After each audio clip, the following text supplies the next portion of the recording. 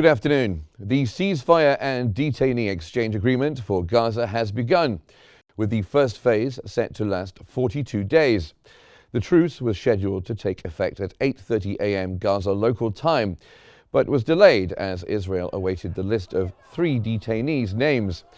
Hamas affirmed its commitment to the agreement, attributing the delay to technical issues on the ground.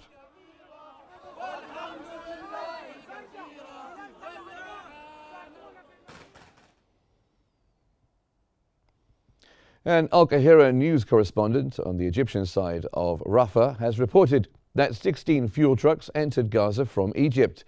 He also confirmed that 260 aid trucks carrying medical and food supplies have entered Gaza through the Kerem Abu Salem and Nitzana border crossings. This aid delivery coincides with the start and implementation of the ceasefire.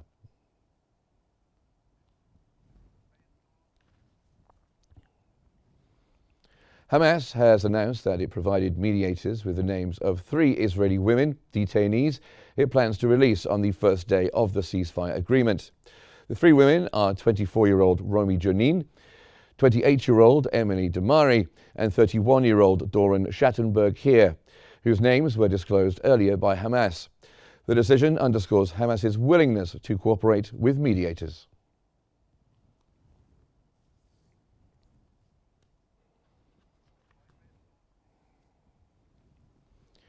Meanwhile, the Israeli Prime Minister's office has confirmed receiving names of detainees expected to be released by Hamas, and the military informed families of those to be freed.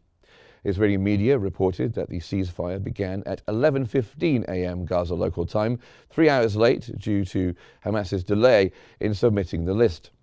4 more detainees will be released alive within 7 days, with today's releases expected after 4 p.m. Gaza local time.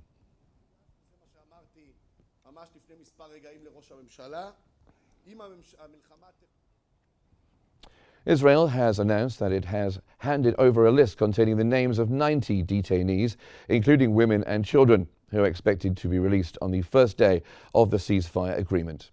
This came after the Palestinian Prisoners' Media Office announced that these names are part of a pre-approved list of 120 detainees.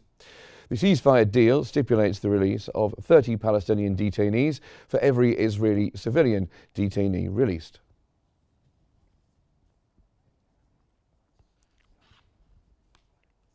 Hamas has reaffirmed its commitment to the Gaza ceasefire agreement as it took effect today. Hamas praised Gaza's resilience during 471 days of conflict and vowed to defend Palestinian rights until liberation. It also urged global recognition of Gaza's sacrifices and pledged to ensure that humanitarian aid reaches the people. Efforts are underway to restore normalcy and support reconstruction in the region. Israeli Foreign Minister Gideon Sa'ar has stated that recovering detainees came at a high cost to Israel. Sa'ar pledged to make every effort to free all detainees, noting that their release coincides with significant humanitarian aid entering Gaza. He stressed that the Gaza ceasefire is temporary, with negotiations planned after the first phase. He reiterated Israel's commitment to dismantling Hamas's military capabilities and achieving the war objectives set by the War Cabinet. The far-right Otzma Yehudit Israeli party, led by Israeli National Security Minister Itamar Ben-Gvir, has announced that its ministers resigned in protest against the Gaza ceasefire and detainee exchange agreement with Hamas. The party called the deal reckless and a capitulation to Hamas.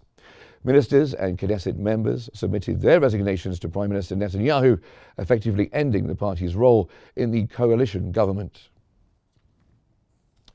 US President-elect Donald Trump has welcomed the implementation of the Gaza ceasefire agreement. Trump emphasized the importance of diplomatic efforts in achieving lasting peace.